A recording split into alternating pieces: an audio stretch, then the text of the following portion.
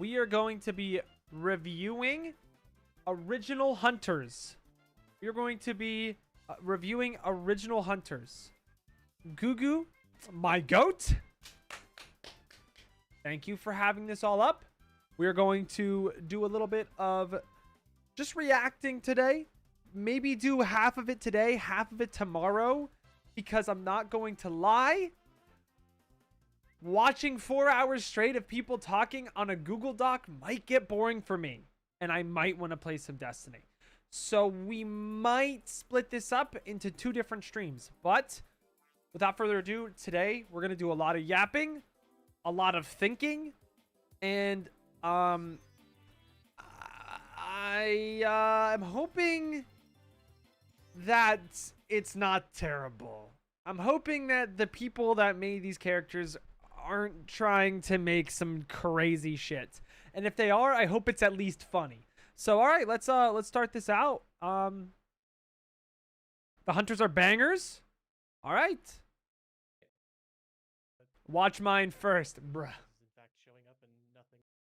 Shit's quiet as fuck. So, just can I get a little confirmation that this is in fact showing up and nothing technical is happening? That's no technical. Grave the Bound Soul, a supportive tank. You know what, guys? You know what? I'm not gonna count it out, but this should already be Oath. Just gonna say it. Why is Oath not already getting put into this way? All right. So I had the help of a friend to make this character. The character we've created is this Grave the Bound Soul. They're built around the idea of being a supportive tank that plays around your team's positionings and creating space for your team, utilizing the terrain and the walls that are built into the map, as well as some tools in their kit to manipulate that terrain. So for their primary fire, they have a melee range scythe attack that can cleave through walls, and also if you hold down your mouse 1 to fire, it'll be a ranged attack that will do a little less damage, but it can go. Okay, is this not just Oath, but can go through walls? Over walls, and its range is extended when it goes through walls. So, and you'll notice that there's a very recurring theme with the walls in this. No, thank you, Gugu. I appreciate you. Being able to play from other sides of walls, and I'm not biased as a Void player. Secondary fire is an overhead throw. How you doing, the Meridon? I hope you're doing well. Enemies on hit or stuns if it's going over a wall. Again, encouraging you as a player to play around this terrain and really utilize it to the best of your ability. Your mobility option is a short range dash that if you dash into a wall, you'll tunnel through it out in a straight line to the other side, giving a little bit of an AoE slam when you reach the end of it. That will slow and damage nearby enemies. Your utility is the entire thing that's inspired this original idea. This is an item that was added for the last playtest that was public, which is the Rescue Beacon, which is a supportive tool that you. I don't know, man. Get pulled to you. I don't love this. And we wanted to sort of make a design based around this, and I like having a Reaper with a scythe. That's a cool character design. Not sure how I'm feeling about these abilities though. Playing around, making pathways. The wall play is kind of annoying. Hard to traverse, and so you have this thing, and it would provide this sort of team mobility as to differentiate it from the item that you can pick up. It would be usable by your entire team instead of just one person, the first person to touch it. As for the ultimate, they would summon a large gravestone to rise out of the ground in front of you. Dude, like a womp? Collapses in front like of a massive block of terrain. For duration and again, we didn't specify numbers because I'm not worrying about balance. I'm just going. All right, bro. We're gonna watch size of the field everyone's. here. We might Yeah, watch so yours this is creating a tomorrow. large area of terrain in I front might of do you, 2 hours today, 2 hours after. stunning enemies and pulling allies out of the area. With their passive end up being that anytime You gotta go back to work soon. abilities interacts or otherwise. All right, collides with we'll an watch ally, yours. It would give them a small shield. Just because you're, you're a abilities chiller. interacting with Let's watch Seen this. that one in a few of these. It's pretty interesting. I'm peer pressured. Look, Arba has a job. Like, Also, I might have to go I after just, this I just to got like, Bid Boo I don't Ram know. to take over GG, for me. you win. You have a job. I Yes, don't. the carry. It's a raid. People I am always excited lose. though. I am excited. But it's been great. You guys, I feel like there's so much. I'm here. Yep, we didn't hear you. Take some up. Let's go. 1 second. This whole time I was grinding Destiny, or else I would have been here. I might just have an addiction. Everyone see it? Okay, we got a slideshow. We got a slideshow. Cool. All right. Basically, I haven't been able to do this for a while. Last time I talked to Rex about it, so it's been 2 years or something. But new kit, motivation and goals. I really like the elemental kits we have right now: lightning, ice, fire, blah blah blah. So I wanted to add another one to that. I like that. Originally when I started playing this game, I really liked the old kit of Freeze, which had non-linear projectiles that basically like cardless cues. That I want to emulate I don't know what that that a means. little bit in this one, and then I wanted to find a kit that wasn't strongest in mid-range encounters, which I feel like a lot of kits are. Even like They really are, Strike and yes. Huntress, who are considered, Yep. like longer range, still really thrive in those mid-range encounters, like outside of strike passive range, but also not edge of map. See, like this is what I like. Like, You're using thinking that about the ability game map at and least. but also has some effectiveness in like close range and like kind of invert the script and have like a really weak mid-range character. So, what I do? I'm thinking like thinking of like kind of like poo, Hawk, poo, poo. from Avatar, or Joe Tongue. perhaps Joe Tongue from Theorycraft. Yeah, so starting off with the passive, basically, this will make more sense later on, but dealing damage with the abilities, will like build up a shield on the character, and cause like that shield will lead to having like rotating spikes around him, kind of like an Ace Hold W from Dealing League, damage to other builds up a shield while the shield is up. or Within spikes rotating around the can you character. pick of like rotating sources of damage. Basically then, yeah, so dealing more damage, and then it breaks, the shield goes away, the spike damage goes away. This is like the core, and then so moving the LMB, which is like I think really when I try to design a kit, that's like my core ability that I try to build around.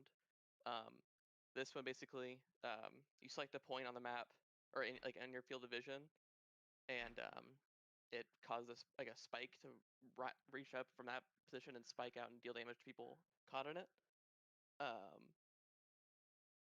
Basically, the idea is that you take away the linearity of skill shots. Like in every other hero at this point has like a skill shot that if you shoot it on a line, it's gonna hit anything along that line. And this one doesn't do that. It only hits at the point of target. Which I think is something that I find really interesting. Oh. That could be in this game, but also makes it a little bit harder to like play around, but also play with. It's kind of like a void LMB. I That goes like through walls, that. but it's not as easy to hit because you have to. That's what I was going for with where my they are and Grizzle hit Brew or hit concept. directly. I like I think that's pretty this. interesting. And then my idea to make it like incentivize longer range is have a static cast time. Basically, so if you shoot it, 5 feet away, it's gonna take the same amount of time to get there as it would if you shot it 50 feet away. And also have it so if it angles as you shoot it out farther. And so you might you be able to clip more than one person if you shoot it longer range than you shoot it shorter range. That might be a little bit too Like intense, reduce but I like it. Yeah. Anyway. Arbo's cooking. R&B, the idea is to have provide some team fight threat and also like build off this like spike kind of ability. The idea is to shoot a little ball like a boulder that has some spikes on it, and when it impacts a wall it it spawns out a bunch of spikes on that wall in a small area. And so and that linger for a little bit and deal damage to people who hit him. Yo, Val, thank you for the follow. Appreciate you. Hope you're having a good day. And that like the spikes Happy are a little Tuesday. bit longer. It's more on contact. It's not momentum based. But then like on friendly terrain construction, which we'll get to, if it hits it, it creates it around the whole wall instead of just having it on a section. Yo, Bean Burrito, what's up? Which I think is just would make it kind of interesting. Like if you like even beyond just like his kit, which I'll get into, but also like. So is this like a control mage? Or like a wall, like I also love that Joe purpose-built Tongue is wall, something everywhere. like that.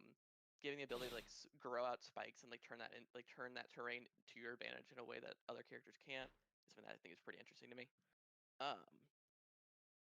Then shift, it's pretty simple.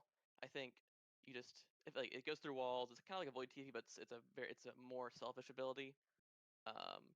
You just you blink, you teleport. I think it's not a team utility based thing. It's just a solo thing. What I would really like you make the cast time much quicker. is if this was more like Venture Overwatch.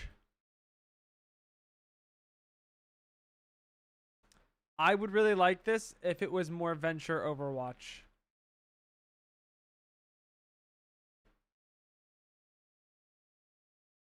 If the dash was like, come on, can it show, please?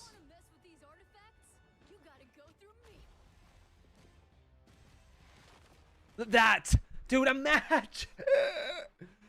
Dude, imagine!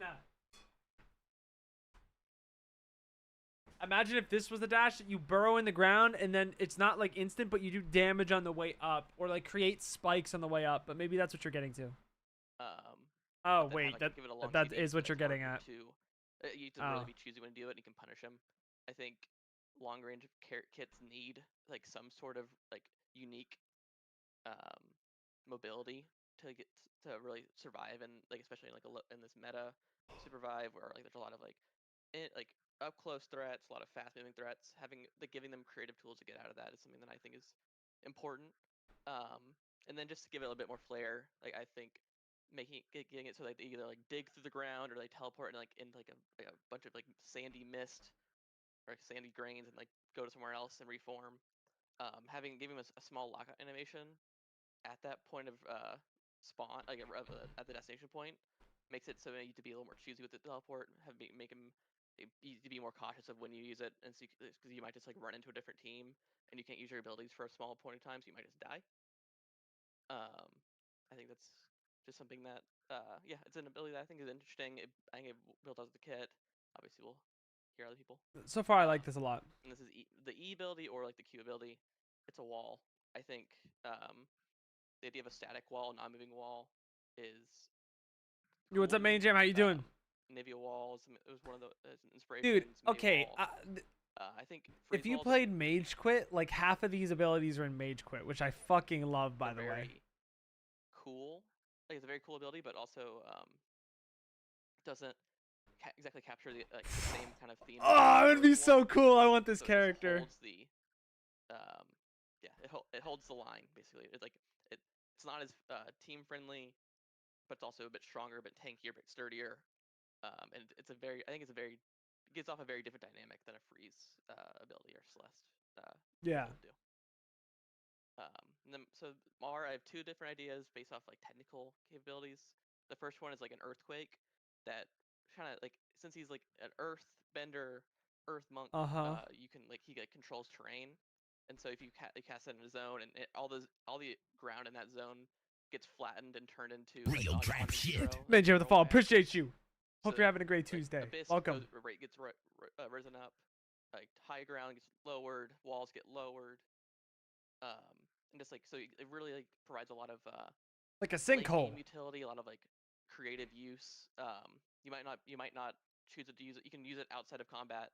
The only problem I have is that I've come up with like technical. I don't know the tech. What is it called? Tech debt that this would require, or like the impact it would have, because you have to make it so terrain can be edited. Oh, true. In a way that you can't do that right now. Why are you so smart, man? as a really long range character, Leave some characters get IQ for smaller, the rest as, of us. Like circles get smaller, you kind of need a reason to exist. And so giving this as like a utility based, like transitioning the role from being a long range sniper into being like a utility based Save some caster, IQ for us. controller kind of idea is Yes. something that I think is really interesting. I want to see the other idea though. That would be long, more like, realistic. long-term game depth. Yeah. And the other one is just basically kind of turn into like a Huntress R, where you like empower your next 3 autos and they turn into like spikes that grow out in the ground that they like tumble along and like turn into spike walls that linger for a while, and when you get hit, like you know, if you knock a person into them, it deals damage, and it kind of increases like AOE potential.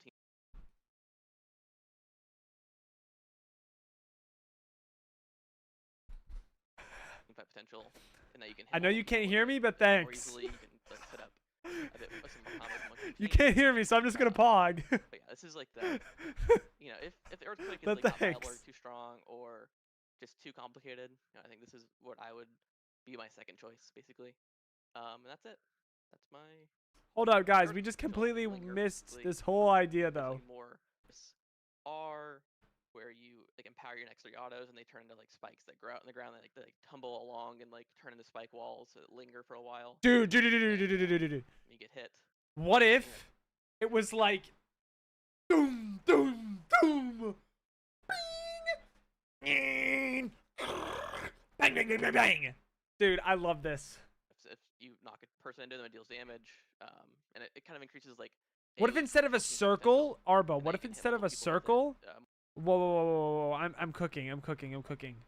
What if he went like shoom, shoom, shoom, like Zenyatta, but like not orbs? He like the monk, like shot forward like spikes of rectangles forward, like, and it was like a rippling effect. Like it would go, stun. Wall behind them, they can't run. Bang, bang, bang. This character is W. This character might be S tier. I gotta be honest. Oh my, I actually fuck with this character heavy. But would it be cancer to play against? Probably. You can like set up. But here's the bit thing, less right? common. Here's the thing. This character is so good for Supervive. Thank you for the follow, Scoops. This fucking dude. This is a character that would make it so that Celeste is not a must pick. This character needs to be brought to the game stat immediately. Inferno, thank you for the follow. Wait, this is insane though. No. This kid is S tier. Like for sure is S tier. Yo. Desert, but that makes sense because you're an Earth banner. You know what I mean? Like it's very cool. I really like that a lot. Oh my god, please add this character to the game. At least like the ability to have a wall that is stationary. Oh my god. We need this. No, but we need this. Everyone is now going to be competing with Arba to make the best character in Supervive. Because I'm going to be honest, I mean, this isn't perfect. Obviously, you're going to have to test different things. But the juice, though. Like the wall, though. The wall, though, is S tier. For sure. I love the wall. Personally, I'm not the biggest fan of this Reaper guy. Collapses in front of you, creating a massive block of terrain. But honestly, that was a good cook. That was good cookage. Good cookage. Some amount of duration. Again, We're just I'm not doing this shit for free, gonna though. Specify numbers because I'm not worrying about. We gotta buy the copyright so that Theorycraft has to pay us for our ideas. And so this would create a large area of terrain in front But of no, you. W. I really like that stunning idea. Enemies And I'm not just stunning glazing you allies because you're out in the Arba, area. okay? With their passive end up being that anytime one of your abilities interacts or otherwise collides with an ally, it would give them a Back to small shield, work. which is improved with interacting with the Oh no. Here's a sort of mood board for the character to give a sort of Yeah, general this look. stuff will never come to fruition, like the lore and shit. So I'm just gonna skip past it for the sake of time. But I like the idea of having a Reaper like Scythe Mage. I don't like playing through walls. That shit sounds kind of cancer to play against. But who knows? Okay, people actually like made characters. For all the edgy players that want to look cool while playing Protector. Oh, wait. Moo, and sorry, New support concept. Everyone stop what you're doing. she's a Dark Mage Protector. I wanted a character for all the edgy players that want to look cool while playing Protector. Mage, pirate theme, She's blood, kind of a smoke manager magic. that's in it for herself more than Looting anything tombs, not else. vampiric. She likes to loot Can be tombs moved and away stuff from like magic that, type and of she blood. scrolls, and that's kind of where she gets a lot of her power. Well, I'm not sure of all the lore of Supervisor. 80% are but the idea supports? of an Nice. esoteric treasure hunter could fit. She's like a mage pirate that actually studies magic, but only really the things that give her the strength. You might then wonder why she heals at all, but she's like an animal. The survival of the pack is their survival of herself. On the flip side of her selfish tendencies, she's not exactly evil, but she respects those that can hold their own. I mean, she needs a good team to get the best treasure. Supervibe has a side. Okay, here's my problem, guys. When we make original characters for the game, this is just a Luna.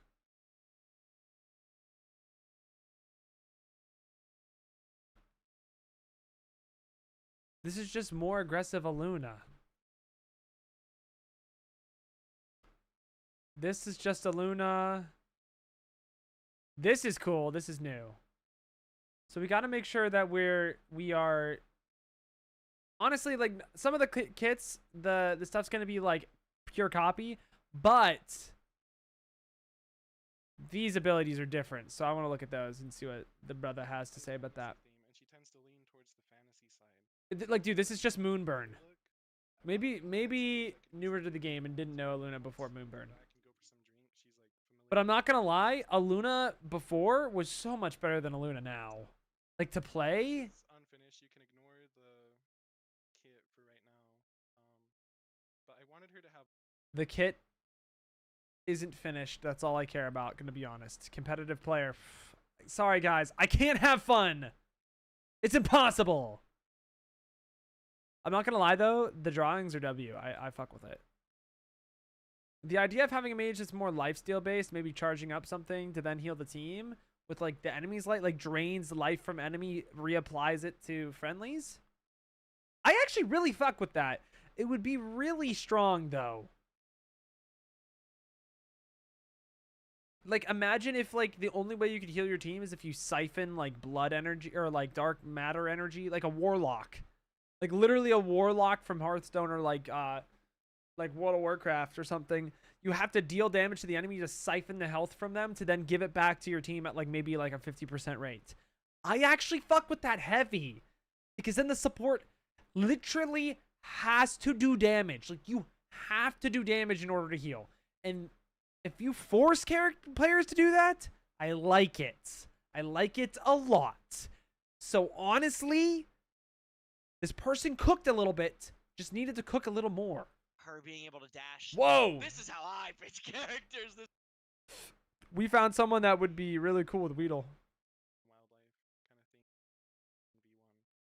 Though Oh, this is just like, someone that talking. fits really well too with the idea of like There's something nice about that as far as like This is just devs yapping. Abilities. Dolphy? There's mid dash you could do the E, like you could That's Bidbood? hurts enemy. Well, Bidbood's Yeah. Bidbood's goated. It's a Thank great you. way to pitch a character. It's like comic book. Alright, Dolphy. This better be fucking good. Or else you're banned from chat. Are you Next up, pretty- Sandionim. if I said yes, would you go insanely hard on your feedback? Yeah, we're gonna be hypercritical. Hypercritical. All right. will be nice to everyone but you. Yeah. That's okay with me. So Oh, you really are. Okay, let's go. before I show you the abilities, I want you to understand what the goals are with this character, right? And I Okay. also want to say I worked on this with Tom Kick. Okay. Did he leave? What? He left for the one presentation he needed to. Okay. I We're worked on this with recording, Tom right? Kick. I will not take this Tom Kick slander. Tom Click. Tim Kick. Haha. Tim Kick is my goat. And our goals were of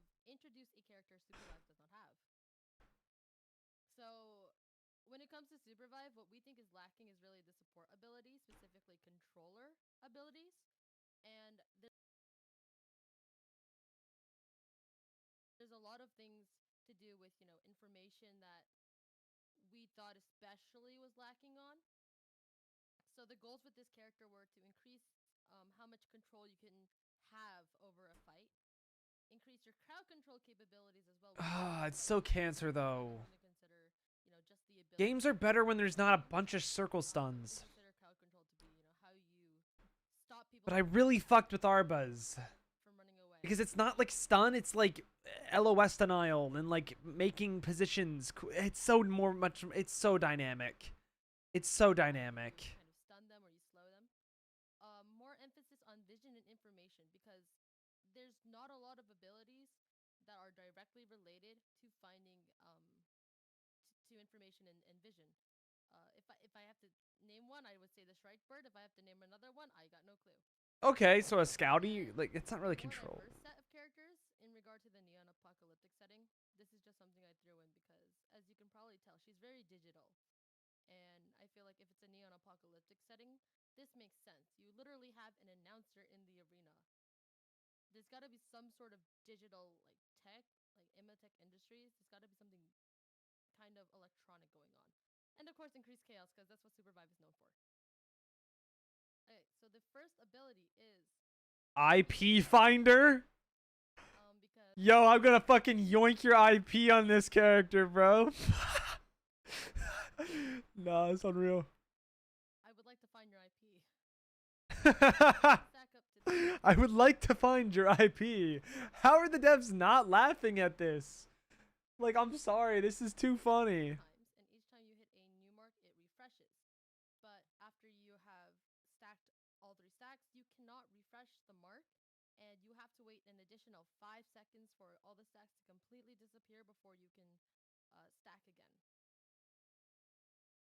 The LMB is World Wide Web. You throw out a digital web that slows enemies. Wait, okay, I'm confused. 3 hits with the ability marks enemies. This can stack up to 3 times. Each time you hit a new mark, it refreshes, but you cannot. But what does it do?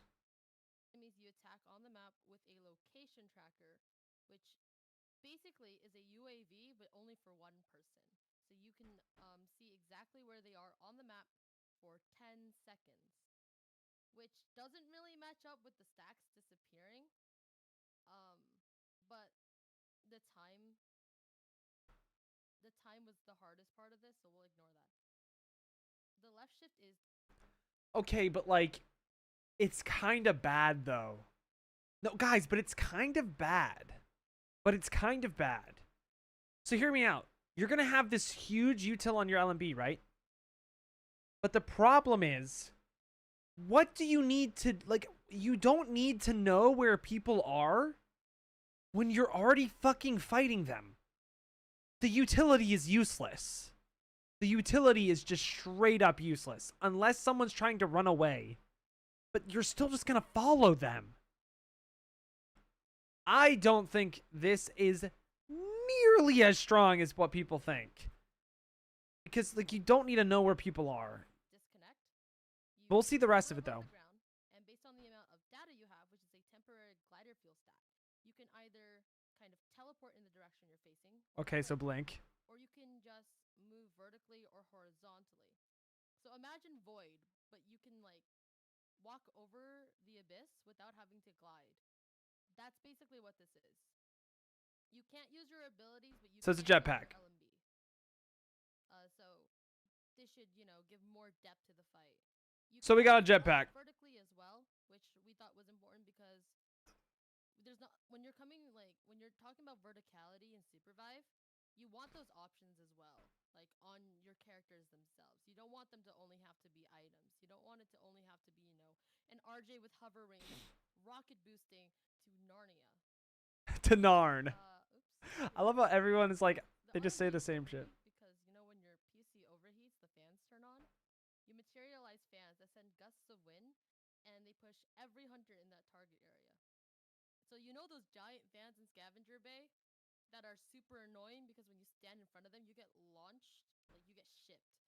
This is what that is. Except on a character and to everyone within its range. And it's like a KP hook. It doesn't do damage. So you can use it like an air blast in town. The only difference is that it hits your teammate as well. And then the E is an FPS drop. So you send They're gonna brick my PC with this character, and that's all she does. a packet of data, and then you kind of, if we were talking in computer terms, you'd interrupt how many packets of data are being sent to them, so they get stunned because their PC freezes, and it refreshes the passive, which is, once again, the IP stacks, which helps with the World Wide Web tracker. Finally, the R is blue screen because, of course, you want to shut down everybody. You take all enemies with 3 IP finder stacks and you silence them for 5 seconds. 5? Okay, a free fight win. Fuck. Okay. That's it, Holy shit! unfortunately. I love This alt needs this alt. Okay, nerf the alt a bit. The rest of her kit is dog shit. She does no damn. She does no damn. And the util is dog. Team. The R, we were gonna make the R Alt F4, and then we were Is like, dog. maybe we don't make an ability that forces everyone to turn off their PC and die. It just closes the game for them. I love the theming. Just to plus one what Jay was said. Okay, what I will say though is I do like the data, like a data hunter. The thing is, you do no damn, and it's all just util that's kind of useless.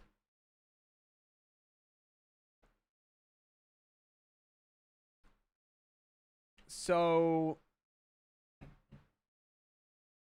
I personally don't. I fuck with the idea of like a data-driven controller, kind of, but this is not the best abilities. IMO. Arba still clears. Sorry, guys. I think Arba was cooking on it a little longer than us. Gonna be honest. Okay, okay. I'm very, very, very, very, very excited to listen to Anion's character. Of course, it's an archer. Come on. Bam! I'm very excited though because Anion's got some IQ points. Anion stole some from us. Wait, actually, the button is locked Okay, for now me I too. can. Why is it not? Alright. Also, I think Anion's funny as Short fuck. classic. Alright. What did Unironic. you do, by the way, to be able to? Oh, I just left and rejoined. Here we go. Alright, can you see this? I'm sorry. Yes. Okay. I like archer characters and I like supports. So that was kind of as far as thinking of an So, guys, what if we made Myth wait, guys, supportive archer, Myth. initial concept one. I also there's Guys, this is just Myth. in the Cherokee and Face Tracks. The supportive archer already exists. Huntress needs a knife. So that's like the other Huntress needs a knife? Wait, you're cooking. inspiration for this character. And it took me a long time of just thinking through a bunch of different things that were pretty cool. So I've got some like mood boardy things. Is that from I like this fucking character Anthem? visually.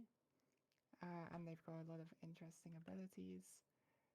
Discipline Priest, I think, is a good showcase for like healing and supporting. Doesn't really always have to look like casting healing spells. There's this like game designer. He's pretty cool. And I like him too. Yeah, he's kind of cool. Me too. I'll say it. He's pretty cool. Anyway, for the passive of this character, the To be honest, bro, I can't really complain about any devs. I'm gonna say this straight up. I think all the devs are great at their jobs. I don't actually. To be honest, I couldn't fucking tell you how good they are at their jobs. I think they're doing fine. I mean, I think they're making a great game. I don't really complain about characters that much anymore. I just play the broken ones. All right. So like, yeah. The passives work by, or each of the abilities leave like areas on the ground, because this is like a nice way to add like a lot of positional constraints. So this one in might be ways that both bricked allies and enemies because we can't interact see with, it. like, buffs and allies. I've got on their next attack diagrams. So like an ability, maybe cast and a recast. Okay, now we fixed will it. gap Okay, now we're heal. fixing it. So for this character, wait. I like what is in that? R&B. I'm gonna be so honest though. So for this Is this not just myth? Like, is this not just myth? character, you would point towards a place, charge up to a stab, and then that would like leave a small zone, and then it would have the second half of the cast moves you along towards your cursor after the dash, and does like a secondary /2. I do like the stab. And then Having a this would just stabber be is pretty some cool. I moves won't in it. lie. So within the space of this character, this is already given some like ranged options and some melee options, where the melee Yeah, but imagine if it was in just the a little dash, shiv. then the E ability, this would have like the cast and a recast. So casting it just empowers your next. It's the same next util weapons. type as myth. Like a buff for allies. But then the main interesting use case of this would be any other movements that you did with the character in the dash. Since like the dash would have a time that it goes, if you get, for example, like flow tornadoes, or you use a rescue grenade, or use any other mobility powers, it sort of adds a way for people to follow you. So both this and the R&B would be Wait, leaving behind a dagger and placing its own at the end of the dash. Interacting with the dagger dashes the interactor to the zone. quite short dashes. And then the ultimate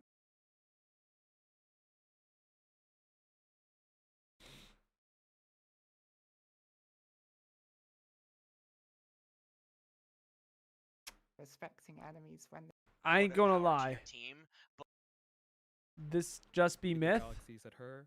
and I don't even want to review it because we drastically do not need another insane control mage like myth or whatever the fuck it's called. Like, myth is just so good.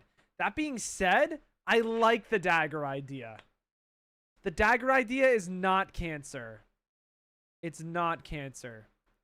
I like how you could be a range character, and if someone wants to fucking get up in your face, you just go, "Ugh, fuck you, bitch." Like, fuck yeah. I fuck with that.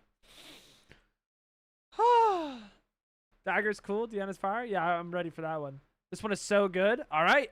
Also, thank you for the gift sub, by the way. Appreciate that, by the way. Only one person was sent in it.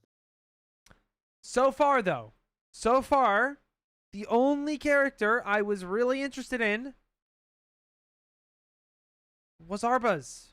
Arbaz by far needs to be added to this game. It fills a niche that this game needs. We don't need Gunner. We don't need Stalker. Sorry, OC. We need something else that Celeste cannot do. But okay.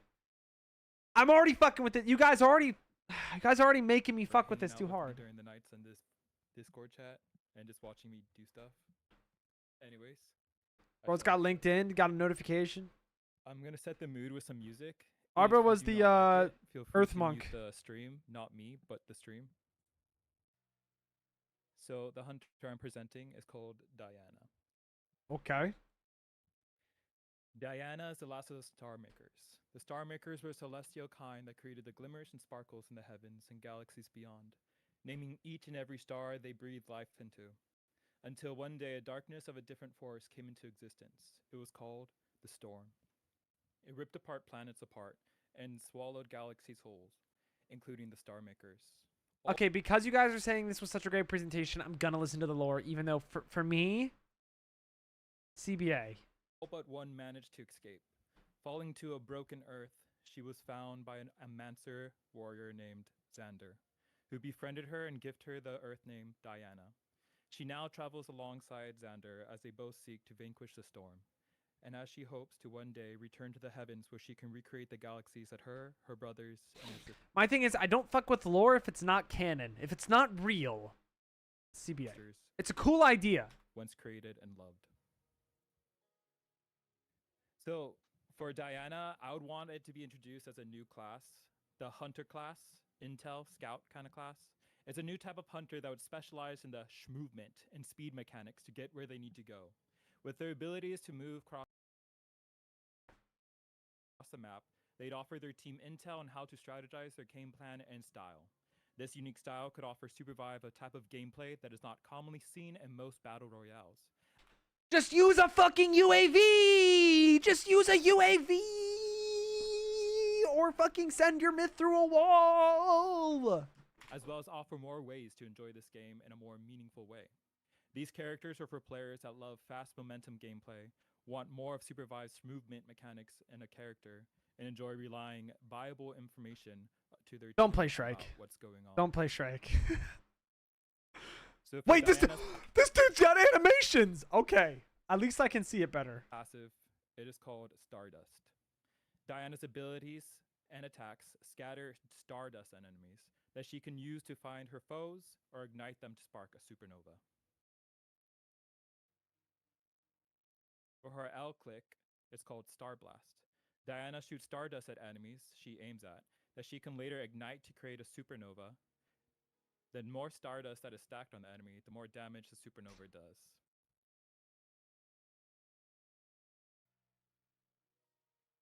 Okay, so we don't need a new class.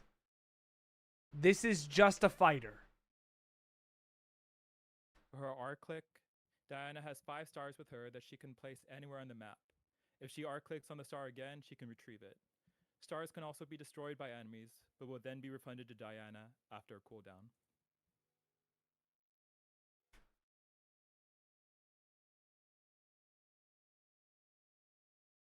Okay, you lost me on the original. This character would be oh fucking P. You don't need fucking campfire. I mean, campfire is good. But it's also kind of shit at the same time. But you also just have like turbo. This character would either be insanely broken or insanely shit, and these kind of characters are really risky to make. For her Q, Diana launches herself vertically, pushing away enemies in her radius and throwing stardust on them. Okay, so this is just an Alari jump. Diana would be unique in the fact that she would have another Q, which is when she would crouch and then press Q. Diana's consciousness leaves her body and enters into the spirit realm that allows her to move freely throughout the map with increased movement speed undetected. She cannot attack, use abilities, or see her enemy's physical form, but she can ignite, collect her stars, as well as hear enemies and see their footprints that she might pass by. Canceling out of I'm not going to say anything until the end, because this right now is just crypto. This is just crypto from Apex, but in Loki. Like, everything about this so far, actually, is literally just crypto. But I fuck with crypto. The problem is, this is a top-down isometric game, and the amount of map space you can get, I feel like it's a lot more beneficial to have a crypto in this kind of game than it is in Apex. of this ability called astral projection brings her back to where her physical body is. Her E ability is called Supernova. Diana can select and ignite stars that she has placed on the map and can cause it to explode and do AoE damage to enemies surrounding it. Enemies that are directly on the star are stunned. She can also explode enemies who have stardust on them. If the enemy has stardust on them when they're on a supernova, they take double damage. For her shift ability, it is called Star Walking. Diana Why launches does my herself in fucking the shit do direction that? she's aiming. If she goes through one of her stars, her dash resets, allowing her to continue flying. Her ultimate is called Star's Atonement. Diana creates a giant star that radiates a bright, blinding light to everyone except her allies and offers her team cover, as well as shoots out stars randomly in its radius. Her teammates that are in her cover are untargetable. but can I'm do gonna one- be honest. I got so distracted by this animation. Her ultimate is called Star's Atonement. Diana creates a giant star that radiates a bright, blinding light to everyone except her allies and offers her team cover, as well as shoots out stars randomly in its radius. Her teammates that are in her cover are untargetable, but can still see through Diana's bright light. Diana can still move around, but cannot use her abilities or attack during this time. Oops.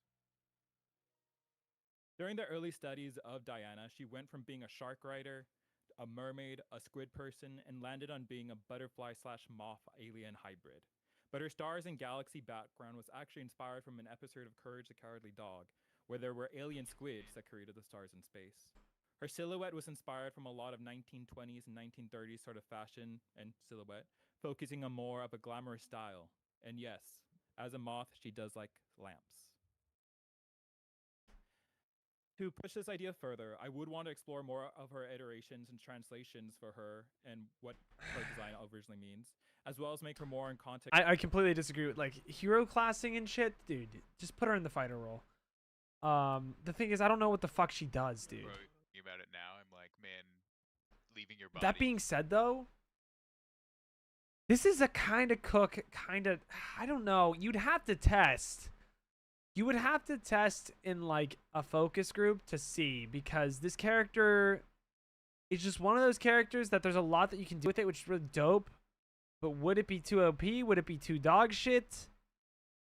I don't know. I hate characters in Overwatch, like Bastion, for example, when like Overwatch 1, like he will never be good unless he is like the GOAT pick of all time, and it's so dog shit to play against him that it's so boring. It's the same thing with characters like this. I don't know. Behind, like, honestly, didn't, I don't know, in general, the whole other character and the art intuitive. But I do like the idea of throwing out something like a drone or throwing your ghost self out to look at things. I just don't know like how far you should be able to go. The concept is cool. How far you should be able to go? That's another thing. All right, we're on to Tachinka. You have to leave and rejoin, and then it'll be fixed. Overall, though, I think that was a W idea. Oh, here we go. Now I can actually share my custom hunter. Nice. Oh, all right. Overall, I thought it was actually pretty decent, though. You guys weren't lying. It's a decent idea. Arba still clears, though. Like, Arba, I'm not going to lie, that is a kit that we actually need. We actually need something. Like, the first step should be, what do we need in this game? And it's 100% something that's not Celeste. And you might be thinking, well, Oath could do it. Oath shouldn't be able to do what he does right now. We need a character that does what Oath can do, and it's like his job. And I'm kind of nervous. So, My submission, oh, dude, I love Tachinka. He's so fucking dumb. I love it. this is my submission for the custom hunter.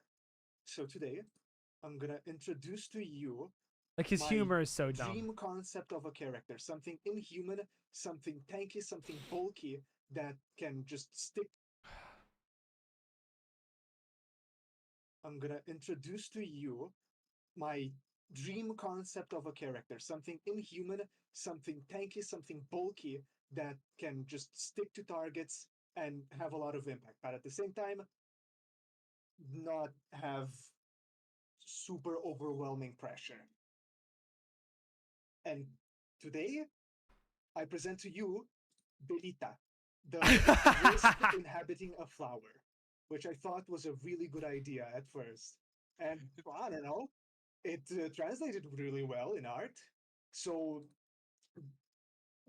basically what I wanted was a frontliner that was a drain tank archetype that I don't really see a lot of representation in games as much as before. At the same time as being melee, because I don't know, can't really make a drain tank that's also ranged. So I don't know. I hate melee yeah, characters in continue. this game because melee characters in Supervive, it's the same thing I was saying. You have to make them so dumb because every ranged character in this game has something to run away with. You can't get on top of any of them. Like, ever.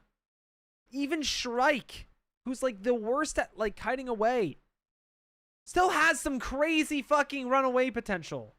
You have Myth. You just go through walls. If you ever die on Myth, what the fuck are we doing? Shrike, I just shotgun away. Ghost, I have my dash every second. Like, melees in this game have to be like brawl levels of broken to even get played. Lore of this character is, since Wisps in the Supervive universe don't really have any explanation as what they are, I decided to take some creative liberties and just say Wisps are the souls of the dead that stay in the material plane. They don't retain their memory after death. And going into the kit, the passive is basically what defines her drain tank capabilities. That being carnivorous anatomy. She uses the digestive secretions from her vines to deal some amount of her max HP over a certain duration anytime she damages someone using specifically her melee abilities. And that effect can stack up to 4 times. So if she hits one target 4 times, she'll max it out, healing 10% of her max HP over 5 seconds.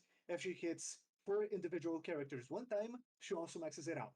And attacking again refreshes the duration, but does not go above this rate of healing. And also, enemies that collide with her take really small damage that have a certain cooldown per target. And the only reason... Okay, but Anti-Hill fucks this character. I have this is that it's a consistent way to also apply the passive. And every person is already running Anti-Heal. Passive applies the passive, which I thought was funny. And also, it's the compositing. So yeah, LMB, Vine Whip, is just a simple cleave in front of her, deals some damage, not particularly slow, or not particularly fast, not particularly damaging. It's just there as a consistent way to just be able to apply passive to lover, what's it called? Think of, because even characters that are more particularly melee have at least one tool in their kit that allows them to compete with characters like Shrike, like Celeste, like Void, that have a lot of poke damage, a lot of range, and a lot of CC to avoid you collapsing onto them. So to compete, Belita has this projectile that functions more or less like Smolder W, where it accelerates fastly at the start but decelerates slowly near the end. And it reveals enemies hit because I would rather see like a fucking like 2 Vine Whips go whoosh, and then she pulls herself in and slams on the person, instantly close the space. That would be so much more entertaining for me.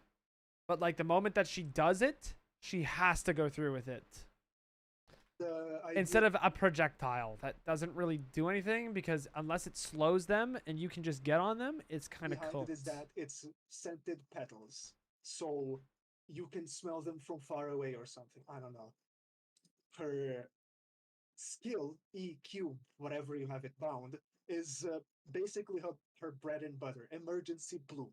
It has 2 components, a passive and an active component. The passive is just grit and set, where she stores a certain amount of damage in the last 3 seconds up to a certain amount, and she can consume all of the current emergency column to heal herself based on bonus HP and the emergency. Okay, yeah, she just like does the emergency bloom.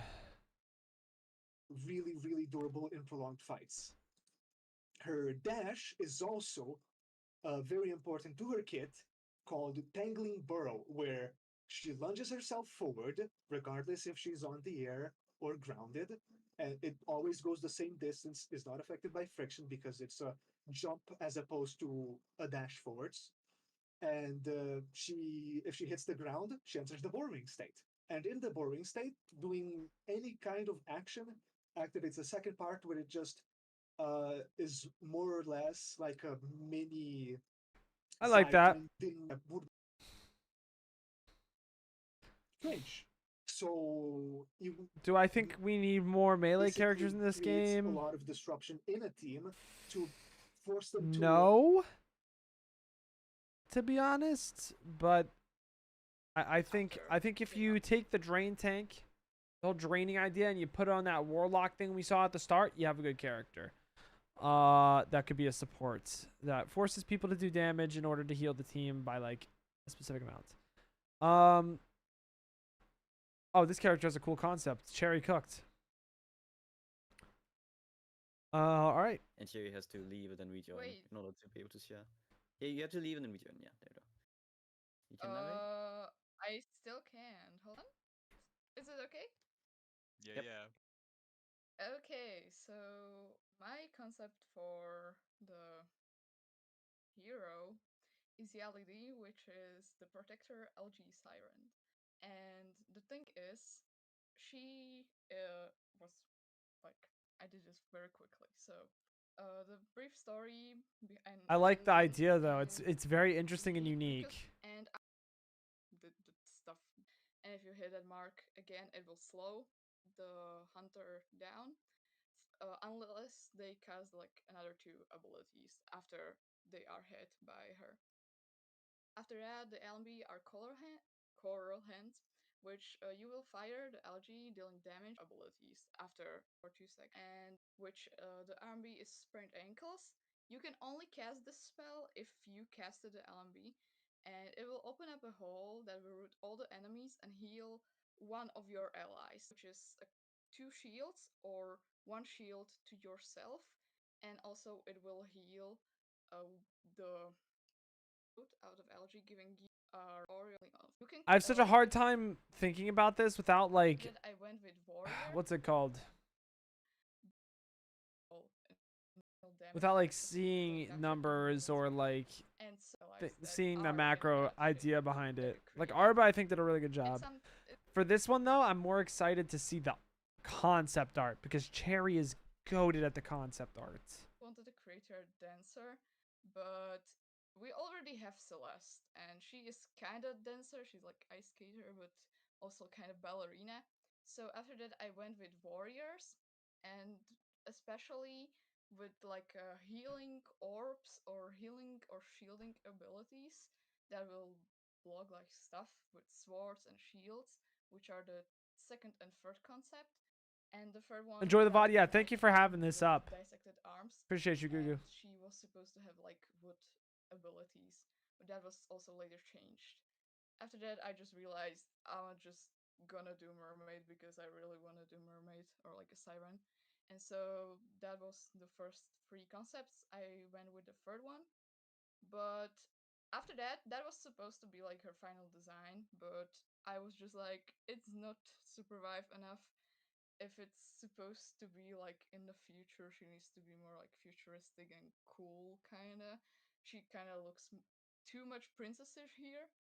So I went with more like warrior against style, and but it still wasn't kind of it. She was too naked, I guess. And so I gave her this jacket with fur to like you can see that she lives in colder waters, and also gave her some tattoos and some other like stuff like the apron stayed, like some ruins on her like arms and more of algae, and just overall make her look more cooler. And so yeah, that's her. I love the art design. To be honest, I think it's such a unique character. I just don't know how they'd make like I don't know how you'd make it work in this game. But it's a very good start. I think I could see Cherry's definitely gonna develop that. Is mobility combined with utility? Fucking awesome. I really love it. Yeah. I like the. Thank you. Let's see. All right, Jay, shoot your shot.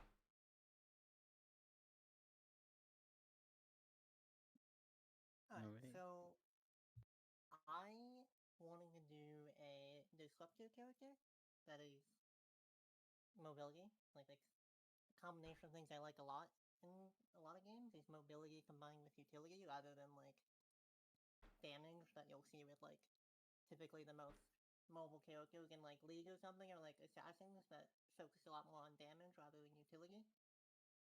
If I were to do something that's based more around utility and mobility, and I thought a melee character would be also a good fit for that. And for a theme, I also thought that, you know, some kind of water theme would is maybe not represented in Supervive as much. So I was trying to think of ways to like create a unique water themed character, and I thought, what if they just have like a bag that has like an entire ocean in it, or is like A bag of holding something like that with water. So I came up with the idea to use like coral as one of the main props that they use to like interact with and create interactions between their abilities. So to start with, you got like a staff. You can tell Jay made this because this is so movement nerd heavy. I fuck with it. But it's so hard to pitch a character like this. A little bit with like brawl and brawling, so I decided to lean into that a little bit with the name here. So let's just start with the dashes, since that is a thing that is pretty core to Supervive. So he's got a EX dash or air dash, and also a ground dash. So if you can dash, so if you're on the ground and you dash, you can kind of do a ranged attack during the dash.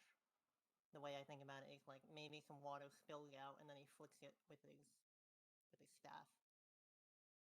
I like that a lot. And then for the EX dash, it's a long dash and a jump, and then you do a slam effect, maybe with some more water going on, and it like knocks people back. Think like kind of like the kaiju hurt effect. Alright. So LMB is just your classic melee range swipe. Probably not super high on damage. Because again, I don't want to be damage character. I'm gonna be honest. I think having a swing, but it shoots water too, would be super cool. Or maybe you hold it, you make a like you bring some water and then you slap it. Damage comes from in a little bit with the coil. So for the LMB, this is the first. Like maybe the first M1 is food. Like I'm throwing balls. Like I'm throwing balls of water. And if I click again, like boom, boom, boom, boom, boom, boom, bro. Like it's fucking baseball. Like cha type shit. You know what I'm saying? What's up, Goked? What if the staff was a mop? I kind of like the staff being a staff that like is a maybe a mop would be good. To drop a coil next to you, or you can tap to change your selected coil type. So let's sort of look at the different coil types. We have colored coil effects. Yellow will poison enemies, and that will stack. So we can have like multiple coils set up. Okay, this is literally Grizzle Brew, but with a water bag. Stack poison on enemies. So that's like one of your main damage ability is going to be based around like trying to stack up poison and then kite enemies out while their damage is ticking so that you don't take damage. What's up, Goked? They take damage and you get to. I never showed my Grizzle Brew concept though, Goked. And like kiting them out after you poison them. And then for the purple one here, we have a small shield and a speed buff. So when you smash that kind of coil, it'll give all of your allies, including you, a speed buff and a small shield. Goked, we might not see yours today. We might split this into 2 days. CC based a little bit just to like kind of round it out. And I think 3 options is good. So I just came up with like maybe an interrupt plus slow would be good. I didn't want to do anything that's too CC heavy. Because he already has a lot of like disruption with like the knockback, and I don't want to kind of overload that and make him too frustrating to play against. And especially when he's going to be somewhat, hopefully rather mobile. with like speed buffs and 2 dashes. I fuck with this idea a lot. I just think the M1 could be a little cooler. His EOQ is going to be like a range, so we can get a coil next to us with the RMB, or we can get a coil far away with the E/Q. And then for the ultimate, it's going to be a pocket ocean. So you just dump out a bunch of stuff from your bag and it creates a large area of water, along with a lot of coils. Dude, the only problem I have, no range. No range. And that'll create like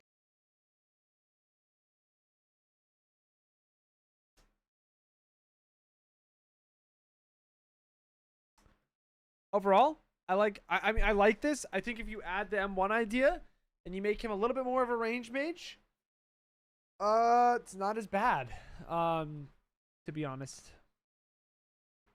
I think you can have it so that he's heavily leaning into being a melee character, but still have a little bit more range than what Brawl does. So that you have something to do in a poke war. Because, like, you don't.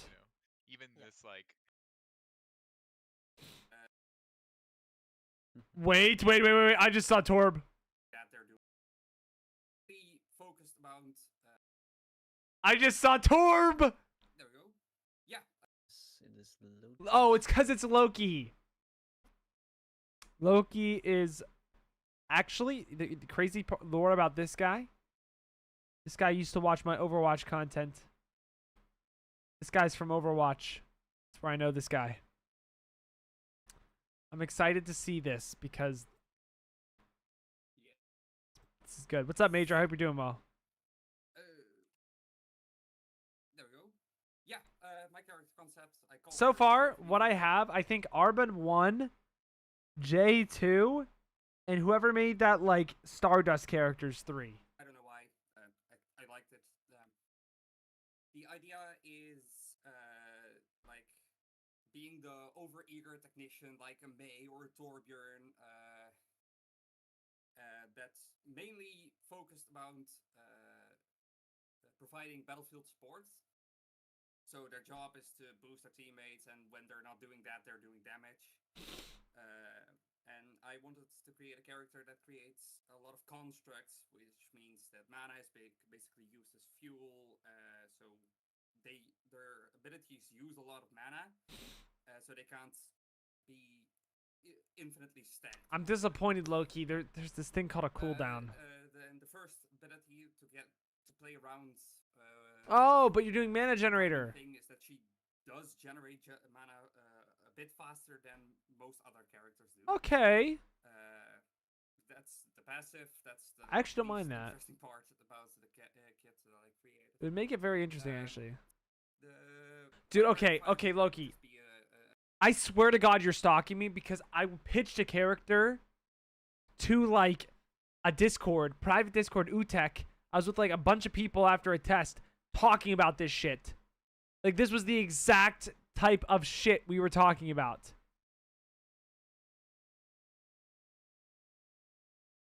Like Loki, why are we thinking the same thing? So far, this is something I was cooking.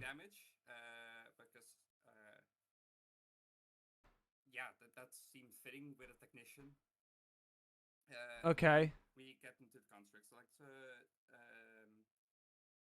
the RMB would be kind of a healing drone type of thing that you could attach to one of your allies, and then it would just provide them with sustained healing in short bursts. It's a drone that lasts. See, this is the problem though. When we say that we're Overwatch players, this immediately turned off half of the people that were watching. They hate Overwatch characters, bro. They hate them so much. You have to make sure that you never mention Overwatch in any pitch ever. It's like the worst thing to do. A short while I didn't get into numbers because of balance things, and then it has to go on cooldown. And during this time, you can also attach it to another ally who might need it more or less. or you can recall it so that it goes on a shorter cooldown. So Yeah, this is literally a lot. Kind of Alari pulled it, or yeah, I guess it's kind of Alari. The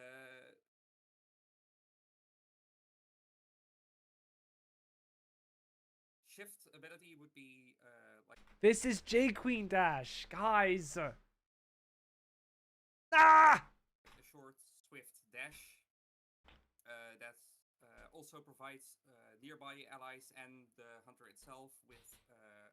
It's a really good. It's a polished ability, but when you say it's from Overwatch, the devs aren't gonna listen because they're then just copying characters and putting them all together. A brief speed boost to kind of rotate around fights a bit easier. The second ability of ability 2 would be Overdrive. It would supercharge either your healing drone or your ultimate, which I'll mention next. It makes their effects more potent at the cost of more mana, of course, and it also extends how long they stay up. The ultimate would be. Respectfully, it's just not original enough. It does to the point where it's not going to contest top 3. Supporting, placing these ability, engineers, everything. I would have liked to see more armor pack drops that both teams could use. Now I see how I could work this. That's kind of what my character's about. Yeah. Cool. Do you lock? Character would be hell to deal with. Right, Yeah, I'm not an it's artist, a little bit of a crazy zay. Every character in this game is already hell to deal with, though, so it's like whatever. All right, let's see Zik. Let's see. All right, I am not an artist. I am an engineer, so this is going to be very picture light. Whoops. All right. Sura was a healer and a lover. She wanted to bring hope and life to the Skylands. But one fateful day, in an attempt to save the one she loved most, she lost herself. Her glider tragically ran out of glider fuel, we've all been there, and she fell into the abyss. Zik needs to narrate something. But I don't know what it is, but Zik needs to do it. In fact, it was just the beginning. Instead of facing death... In fact, it was just the beginning. After that moment, we started a war with the Cabal on Mars. No one's gonna get that, but... She was instead met with a bargain. Life, her life. For the power we started a war with the Cabal on a Mars. Soul, her soul, in exchange for Guardian. the ability to save the one she loves. And she accepted, reliant on skill shots. So nothing they can just really like point and click, but everything, you know, that's kind of deterministic based on exactly where you're aiming it and positioning and all these kind of things. Another thing I really like personally about Supervive is the element that wisps add to fights, especially like big team fights, and like how many opportunities there are to recover and pressure and play around wisps. And so I wanted to try to make a support with a little more like shielding, because I don't feel like there's, you know, besides Oath's like giant actual like blocking shield, I feel like shielding as an effect, like now with like Bubble Blade might be a little more, but like shielding is an actual effect. We started a war with the Cabal on Mars. So I wanted her to have a focus on shielding and a focus on wisp control, being able to do extra cool stuff with wisps, and that kind of being like the core piece of her kit is her like connection with kaiju energy and soul energy, right? So Sura wields a hand crossbow in her main hand and a spirit buckler in her offhand. So You're cooking. This hand crossbow, or we'll start with her passive. So her passive is Soul Charge. And you can imagine this as like, you know, kind of like a meter that charges up, and you gain Soul Charge as you heal and shield allies. Thanks for watching me and Jim. I hope you're having a great day. I hope to see you tomorrow. Additional effect and resets the charge. So all of her abilities will be able to benefit from a full Soul Charge meter. As soon as she uses an ability that consumes that additional effect, it will reset the Soul Charge meter. So getting to her crossbow, so this is her LMB, Soul Crossbow. And this shoots rapid fire, fast moving bolts that damage enemies and heal allies for a small amount. If your ally is already at full health, it will begin to stack a temporary shield on them up to some percentage max HP. So I was like thinking it'd be really cool to have an LMB that's like rapid fire that you can like shoot a lot. So you don't have to be like ultra accurate with it. But it's like it's a little hard to hit still, and you actually have to like skill shot hit allies with it to heal them. So on top of having to aim at enemies to hit them instead of just clicking your allies to heal them, you actually have to shoot them with your darts, adding like kind of another like aim skill mechanic. And then if allies are full, like if you guys are looking to entry or something, she can basically be trying to like in the middle of that, whatever that entry looks like or defensive looks like, she's like shooting her allies with her crossbow to like pre-shield them for like what's about to happen. So it's like really high uptime on trying to like aim and shoot this LMB like constantly or like quite a bit, right? So her RMB is Spirit Buckler. So you're gonna throw your Spirit Buckler forward, returning in a wide arc. And I imagine this as like a Captain America shield throw, right? So basically what it's gonna do is if Spirit Buckler passes through an ally, it grants them a shield. If cast while empowered, it also removes anti-heal. If Spirit Buckler passes through an enemy, it deals damage and slows. If cast while empowered, it deals more damage and stuns. And this is like, it doesn't get stopped when it hits anything. So it like can pass through anything that it hits, and it's gonna go out in a straight line. So like straight line skill shot, but then based on your directional input, it can either curve left or right in like a wide arc back. So it's like a skill shot with like a central or like a straight trajectory out, and then like a big kind of like loop back. If you imagine like Captain America throwing a shield and it doing like a wide arc back around to the right or left. Same bad. So kind of like I wanted like a unique kind of pattern for this like shielding skill shot. So you can imagine like a bunch of allies grouped or like a bunch of enemies grouped or both. She throws the buckler, any allies get the shield. If any of them have anti-heal, it's removed. If she does it empowered, and if it's empowered, it's gonna like stun enemies and passes through as well. Her E is Spirit Link, and I swear to God, I wrote this in my notebook before the playtest yesterday where an item does something very similar. So this is Spirit Link, and this links your soul to the soul of an ally within a certain radius. While linked, you both take some percentage less damage and gain some percentage health regeneration. If either target is knocked while linked, the player still alive instantly swaps places with the Wisp. Requires a 2-second channel to link, but if cast while empowered, the link is instant. I don't know what that's hard to understand. Sink into the ground and become incorporeal, traveling through the ground in a given input direction. If you path through an ally player or Wisp, you will make them incorporeal and carry them with you to the end of the dash. If cast while empowered, allies will... What the fuck are we doing with this? Hold up. Cast while empowered, the link is instant. Dash, Spirit Dip. Sink into the ground and become incorporeal, traveling through the ground in a given input direction. If you path through an ally player or Wisp, you will make them incorporeal and carry them with you to the end of the dash. If cast while empowered, allies will heal and Wisps will auto-res like the GA effect. If you path through an enemy player or Wisp, they are anti-heal or cremated. If cast while empowered, enemy player is also stunned and the enemy Wisp travels with you as well to the end of the dash. And this can path through certain terrain. And finally is kind of the thing that brings it all together, her ult, Soul Maelstrom. Throw your Spirit Buckler to rotate rapidly around yourself, creating a violent storm of soul energy. All ally Wisps within a large radius are immediately pulled to your exact location, and living allies are shielded. If you cast this while empowered, all enemy Wisps are also pulled to you. And so you can imagine some crazy team fight happening with an empowered Soul Maelstrom, timed well in the right spot, completely fight-changing, you know, insane moment to sort of turn the tide of what's happening with living and dead. Wisps is positioning allies, just completely disruptive to the Wisp-oriented side of like team fight interactions. And yeah, like that. So like, I actually really fuck with this character, I think, because this is literally just Ana from Overwatch.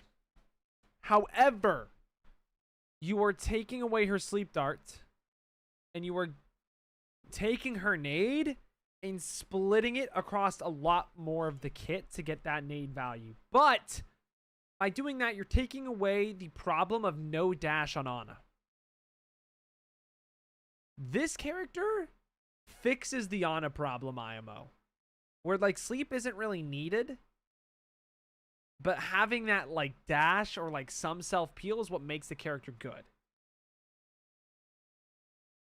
I think this character is actually really well done. Not as good as Arba's. I'd say Arba, Zik, Jay, and then the Celestial bitch. That's what I'm at right now. Because this is not bad. This is not bad. It's just I want to see the numbers and how cancer it is to play against, and like what's this whole empowered thing? Like we're going a little too far on that. Refining this though, this is like a concept that is a good start. Something like this is better than Gunner. It's better than Stalker. It's better than the current direction we are going, IMO. That's basically it. This is like a summary slide on, you know, basically it's living in a safe. And yeah, I just think it could make like a bunch of crazy. Let me use the bathroom real quick. Crazy stuff. I'm gonna leave the like stream the chaos going. of this game. So this is like a Wisp chaos character, basically. Like my kind of support, basically. I love it. This is great. I think I just straight up want to steal the dash. The dash is awesome. Dude, take it all, bro. Make her. I want to play her so bad. Do it. Yeah. I think there's a lot of cool too, like with the linking and I don't know. And yeah, chat was saying it too. Y'all want some supports. These supports are really interesting. So Yeah, true. I think that's definitely one of the ones we just don't have a ton of like options yet for. You know, just a couple. Yeah, I like that these outputs are so different. I think David called out the removing anti-heal on the empowered shield is really cool. Yeah, I don't know. There's a lot of like almost new ideas in this space that are really interesting to me. I kind of like in my head like want her to be one of those characters where it's like, if you see her on the enemy team, you're like a Void. You're like, well, okay, we have to play around what we know she can do, or we're gonna be screwed at some point. You know. And she does stuff so unique that you really have to be like constantly thinking outside the box. Like, what is she gonna try to do with Wisps, or like with her swap, or like with the ult? Like, yeah. So I really like this is like a small. I'm just plus oneing what everyone was saying. I was already going over it. Like fucking. I really like using shields as the like supportive output for a mechanically focused character, because shields naturally are like slightly more mechanical than heals, just because they have like a timing element to them and you have to care about enemies. So like that's a really awesome like synergist on it. None of it's alright. Alright. Nice. Alright. So like we'll probably react to like a few more and then I might end stream. I'm not sure. I might switch to Destiny just because I don't want to do these all on one day, because then I'm not going to give everyone the same amount of like love. Yeah. Didn't it? Oh, I have to do like this. Okay. Arden's form is a semi-transparent shimmer with an eerie luminescence that shifts like mist in the moonlight. His winds are composed of pure He is indirectly. They emerges a ghostly figure. Davis is he roams the haunted lands. LMB. He has no allies to confide in or able to survive. Arden is an enigma, a beacon of spiritual might, a seeker of truth. His illusionary and phantasmal nature, combined with his relentless pursuit of understanding, makes him a figure of both awe and dread, a lone ghost wandering in the twilight in his search of his destiny. Okay, next slide. Passive, phantasmal effigy, wins. Yeah. After using an ability, Arden gained Fanfast. Here's my thing. If I were competitive with my whole thing and I wanted to get to as great of a chance as I possibly could, trying to get the devs to like listen to what I'm going to tell them, the narrative lead is not here. All they care about is hero design. I know you're making an original hunter and that's really cool. Let's show me the design. Phantasmal wins. Arden has increased vision at night and ghosts are not aggressive to him. Phantasmal wins. Arden nets apparitional pierce, gain bonus range and damage. Arden can freely move up and down terrain while jumping and install attack. This does not allow him to move freely over the void. LMB! Arden thrusts his trident forward, dealing damage to all enemies in a non-retained area. I like it simple. RB. Arden blots off all projectiles in a blah, blah, blah, blah. Arden blots all projectiles in a 130-degree radius around him for 3 seconds. This field moves with Ardent. I slipped an ability, didn't I? Yeah. Arden quickly dashes in a direction, pulling all enemies he passes through and stunning them for a short time. He leaves a trail of spectral essence that deals damage over time. I like the dash leaving something behind. Even if it's just a little bit, that just makes it kind of cancer to chase you. Ancestral Troll. Arden gives him and his nearby allies a damage absorbing shield. For every ally shielded, Arden gains additional absorb. If a shield is broken, Ancestral Troll stuns enemies in a small area around the unit where they... It seems like a lot of people want like a divine shield kind of ability, which I don't know how I feel about that. It can't be too bad. Shield is broken. Okay, so it's like a shield that explodes. If people tell it. Phantasmal Aura. Arden is surrounded by a ghostly essence in a medium-sized area, dealing pulsing damage every 2 seconds. If an enemy is hit 3 times, they are stunned. Phantasmal. Okay, Fate was the one that put this all together, though. Was Fate not? I'm pretty sure Fate is the one that put this all together. So I'm not surprised if the, like, what's it called? Yeah, I don't know. For me personally, I just can't get behind what this character is even doing. So, I'm not going to comment because I don't know.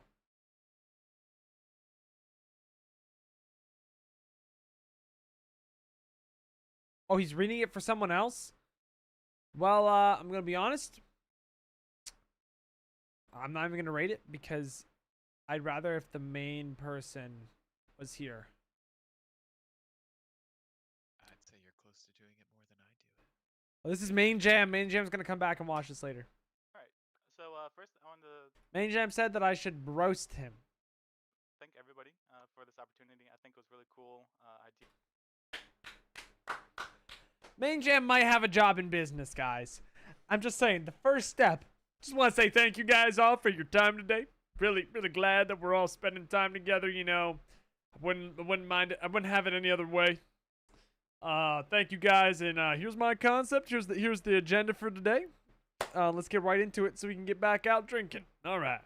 To have an event like this, and I really enjoyed spending time thinking about the kit, doing some doodles, coming up with it, and just engaging with the community. Everyone's cool, so thank you, everybody.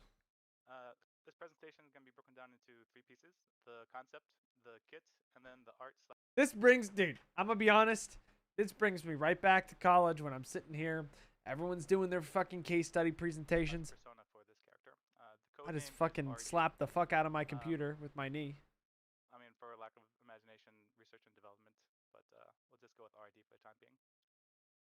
So the concept behind RD is that I wanted to create a DPS controller protector hunter. I also wanted to be I'm gonna be honest with you. I'm already turned off because this sounds just like Brig. kind of a melee AoE, which I call a melee. So it's kind of I wanted to do up close, but also have some range. But does Brig work in this game? RD It's is also already. designed to sustain battles, so I can cycle through RD's ult to switch between the different energies that are overflowing from the weapon that kind of get into battles, get out of battles, and I'll talk more about that in a bit. The theme for the kit is adjustable, so I have 2 kind of lore concepts to go with it. I kind of went kit first in my design because I'm not the most artistic, but I also thought about how we can weave it into the Supervive lore and the world, so I kind of added some colors and elements to some of the sketches that I did, so we'll see that in a sec. Let's see.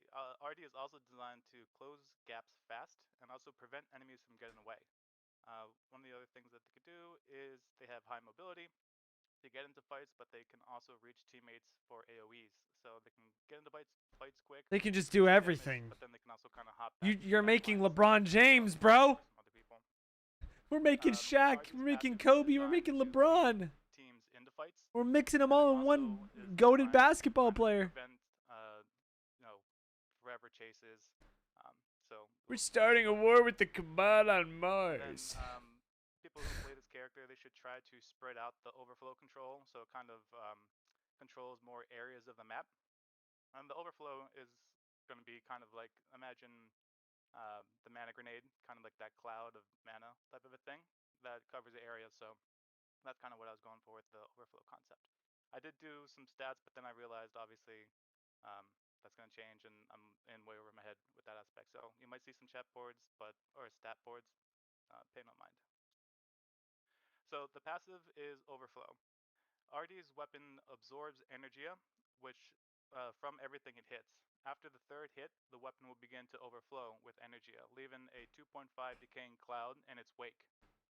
And there are two types of energia that it can absorb. There's Vita Energia, where if you hit a tree 3 times, it will absorb Vita Energia, causing the overflow to heal teammates who run through that cloud.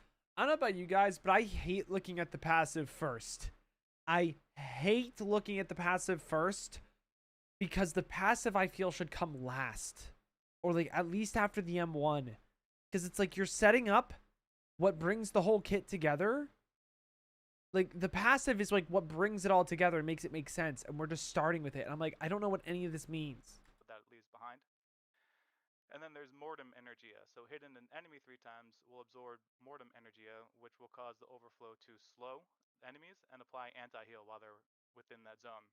So kind of think of if you're in the front line and you're hitting enemies, then your passive activates, starts to leave behind this slow field / anti-heal. So it kind of forces the enemies to either get out of your zone, or it might, cause your teammates to want to jump in because that the enemies are getting slowed at that point. This is so cancer to The left play mouse against. button is, for lack of a better name, get 'em. So RD slashes their scythe in a devastating combo, which applies stacks of Dude, it's fine if you have your passive first. It's just for me, it doesn't make sense in my brain. Because that's just how the game is. It has its passive first. wound.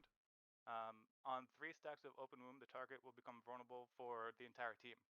So it's kind of like if you can hit someone 3 times with the left mouse button, they get a mark, and then the first person on the team who can get the next hit, it's a vulnerable hit. So kind of with the AoE capabilities, you can almost kind of open wound everybody, so it kind of can cause a lot of damage real quick. Or if you're trying to do a little bit of poke damage with the third cycle, which I kind of want to show that again. If you see the animation down here, it does the cone in front, it does a bar, and then it does like a donut AoE. The idea behind this combo is that the slash in the front does a good amount of AoE damage, and then the up and down will push back an enemy, so it pushes them back into the range of the next donut move. So kind of the second combo will have that pushback, and then the third one does the donut. So you can get really nice combos, and then if you What? also work it with Huh? or sometimes you want a melee character who has some reach, but you don't want to have to commit entirely. So you can just cycle through your left mouse button to get to that third swing, and use that as kind of a range poke for the hunter. Okay, then we got the shift. The shift is trained, so you get 3 charges, and with the third charge you get a jump, and that jump can reach a tier 1 height. I didn't really know what the technical term was, but essentially just enough to jump over trees or walls. And if you are in mid-air during the second charge, then you do the no joke. So you do a spiral slash that then slams enemies down into the abyss. So you have your little hunter like this. They do their first dash, the second dash, and then the third dash allows them to kind of jump over terrain. And then if you start off with a jump and you dash, the first dash does a regular. The second dash will do a cyclone attack and spike enemies downward. And then your third dash, while in the air, gives you the extra height boost still.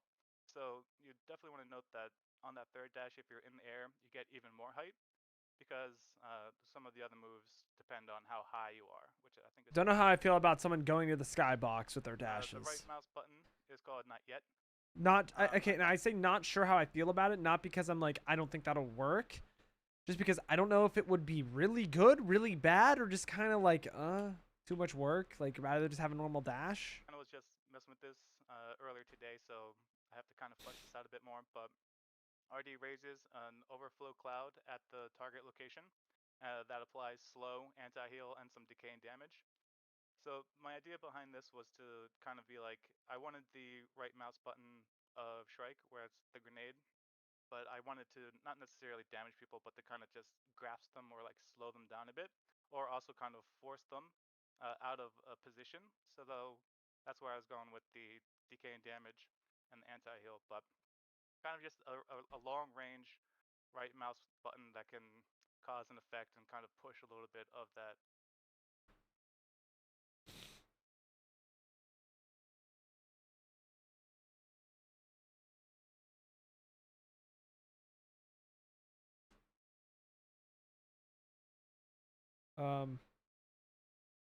Audio question mark? Gundam Wing Death Sight, I was. All right, we're back. And gets you engaged into the fight. And then the ultimate is called Life or Death. So I wanted to. Okay, I'm gonna be honest. Shadow, so. I don't understand the whole kit, but this is not terrible. I don't think it takes any of the other ones out, but this is more of like a Scythe of what I would want to see out of a Scythe character. To be honest. So disregard Shadow there, but RD attunes to his weapon. So the weapon idea is definitely a Scythe. That was one thing I was hard pressed on. It's one of my favorite weapons.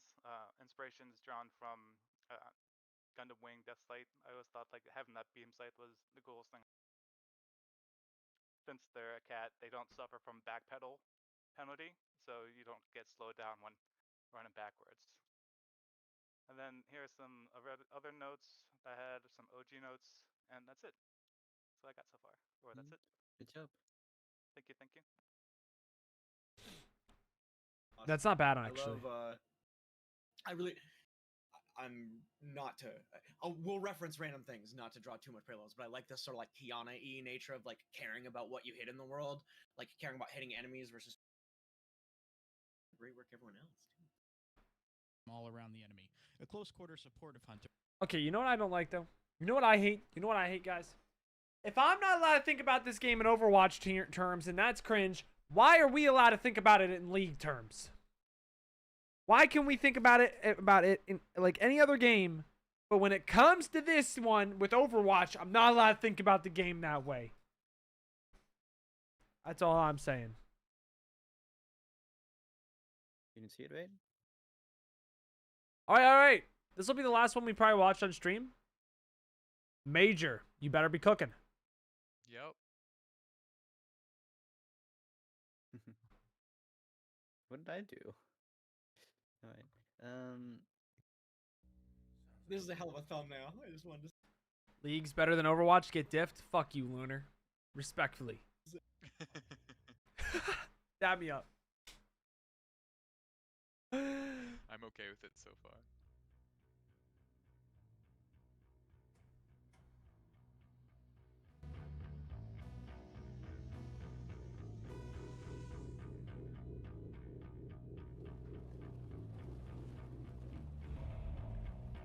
Hi, y'all. Major here. Well, not actually here. I'm with my parents. But I wanted to present my custom hunter, Riff. What? That art's shit. Little help here? Thanks, Cherry. This is Riff, the Rhythm Keeper. Riff is the driving heart of any team. Oh my god, wait. This presentation is already so much better. I can actually watch it without falling asleep.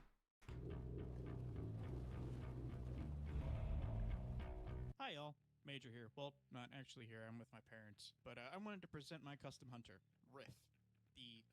What? That art's shit. Little help here? Thanks, Cherry. This is Riff, the Rhythm Keeper.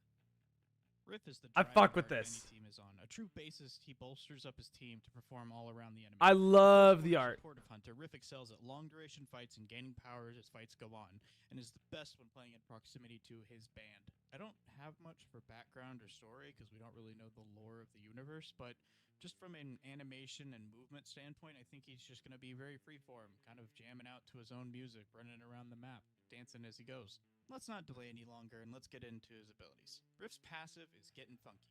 Certain abilities in Riff's kit give the enemy downbeat. Downbeat does not apply any negative effects to the target, but other abilities can proc the mark. Procking downbeat removes the effect from the enemy and gives Riff a stack of rhythm for 5 seconds, up to a max of 5.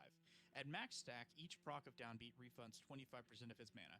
Knocks or assists give Riff a decaying shield scaling with his rhythm stacks. Riff's primary is Jam Time. Riff hits a note and fires a slow fire rate, medium range projectile shaped like a reverberating note that deals low to medium damage and marks an enemy with downbeat. Hitting an LMB adds a second to his duration of his rhythm stacks. This cannot go above 5 seconds. Hitting an enemy also resets the cooldown on their downbeat mark. His LMB deals increased damage based on how many stacks of rhythm he has. It has 3/5 the range of Aluna's LB, is a little bit slower for projectile, and has a slower fire rate. Riff's secondary is Death Tone. Riff plays a deep note that sends an extremely slow reverberating sound wave that moves on the ground. If fired in the air, it will rapidly fall to the ground then continue forward. It goes until it hits a wall or falls off the map. This ability has 2 charges. It deals very low base damage but scales extremely highly with rhythm stacks. It goes through enemies and heavily slows. It also procs downbeat, dealing increased damage and grounding. This ability can also be charged. Riff slows himself, getting ready to hit a big note. Charging this ability increases the width of the wave. At max charge, proccing downbeat stuns the enemy instead of grounding them.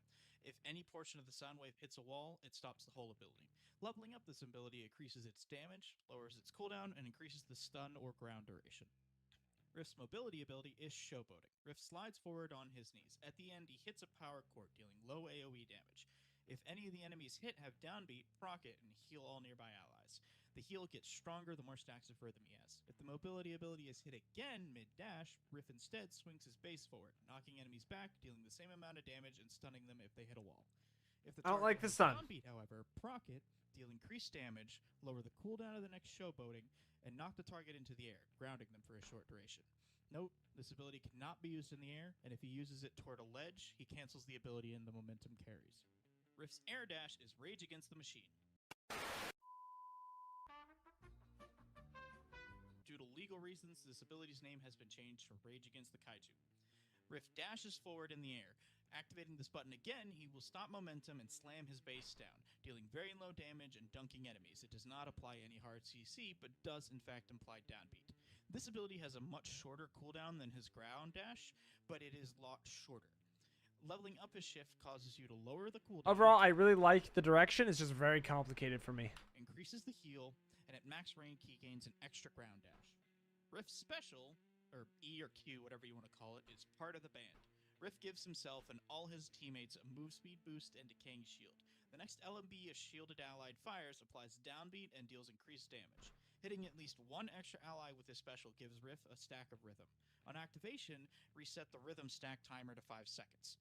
Leveling up this ability increases the shield, increases the duration of the shield and decaying move speed, and at max rank, increase the ability's radius. Riff's ultimate is Bring the Rhythm.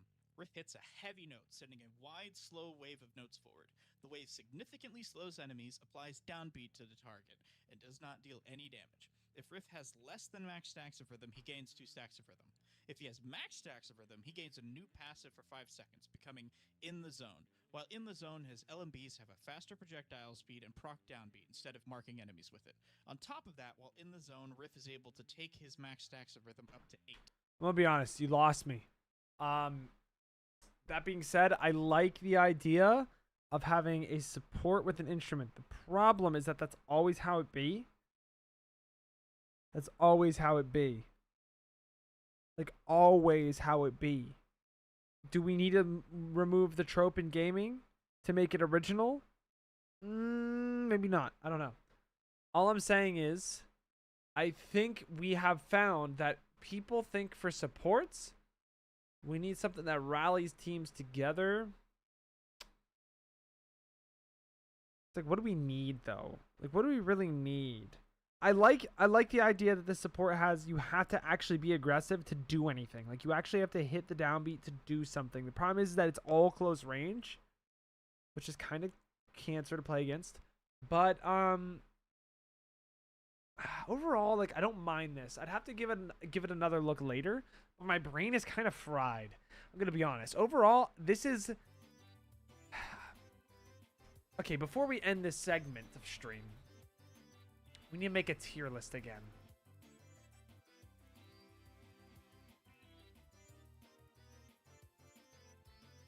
I would say like number 1 character I want, Arba. Number 2, Zik. Number 3, Jace, and I'm gonna say J/Major. And then like Space Bitch. I'm probably forgetting one. Oh, no, I don't think I am. The thing is, I would have to look at Major again because my brain is kind of fried from all of the different things that I was looking at. But I like the idea. That's what I think. That's what I think. So, overall, the characters that we saw today, I'm not really against them at all.